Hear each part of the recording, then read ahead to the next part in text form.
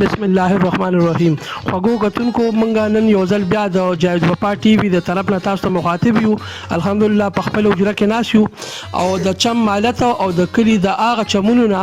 مرګري راغلي دي او دلته کې مونږ سره ناس دي او تاریاک صاحب هم دی. نو د دین بعد تاسو نن کو تاریاک صاحب دی نه د نور مرګرو نه چې د اجره په ناسته کې څه پیدا دي او تاریاک صاحب نه پاکستاني اشعار عمر او تاسو سره به شریک وو.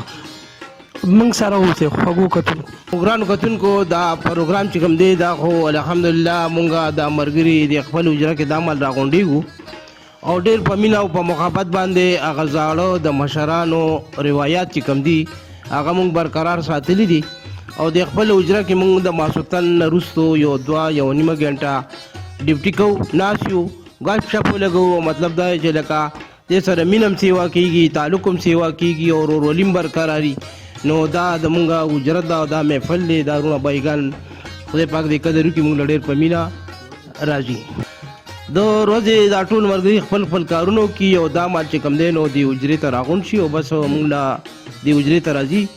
او دا الحمدلله زمونږ د غریبې د ناستې ځای دی نو مونږ به ډېر خوشحالېږو.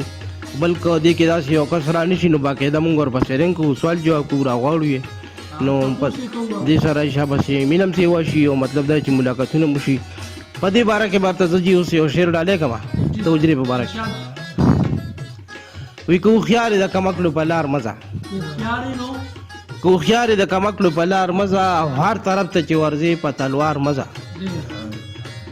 دا سونو د خپل نخې پکې نشته دا سونو د خپل نخې پکې نشته په دې لار د قافلې پر رفتار مزه او ناشنایه کې تپوسو کا تپوس خدي ناشنایه کې تپوس کا تپوس خدي ځان او مال کې بچ کوي په دې لار مزه او د ادبار وختونه لاړه کپويږي د ادبار وختونه لاړه کپويږي د آشنا خواله په خله د ریبار مزه او یې تاریاک د وجرو خوندونه رکشو تاریاک د وجرو خوندونه رکشو اوس پته مده منګي او ستار مزه خو الحمدلله مونږه د اجرې هغه روایت برقرار ساتلي دي او دې کې چې کوم دی نو انشاءالله چې مونږ به نور هم د دې زمونږ د مرګرو د یو بل سره مینه سیوا کېږي او دا محفل به انشاءالله چې تر کومې جمدي وي نو مونږ به برقرار ساتو. تاریاک صاحب ماشاءالله تاسو خو شعر ډېر ښکلی وي د اجرې باره کې او مرګري هم ټول ناستي خوند ترې ناخلي خوږه کتونکي چې کوم دي نو هغوی هم ډېر خوشحالېږي دی بلکې د شاعرانو پروګرام ډېر وخت وشو چې بیا موږ نه دی کړی او ملګري چې کوم دی نو درخواست کوي اکثره نو وایي او یاره وي هغوی ته ووایه چې لږ شعرونو یو پروګرام بل وکړي نو زه په دې بانه باندې راغونډم یو او دا پروګرام به مو شي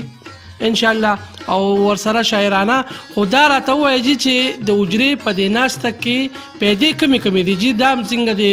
خوږو کتونکو سره شریک کړي نو ابلسینا د اجرې په ناسته کې خو ډېرې پیدې دي.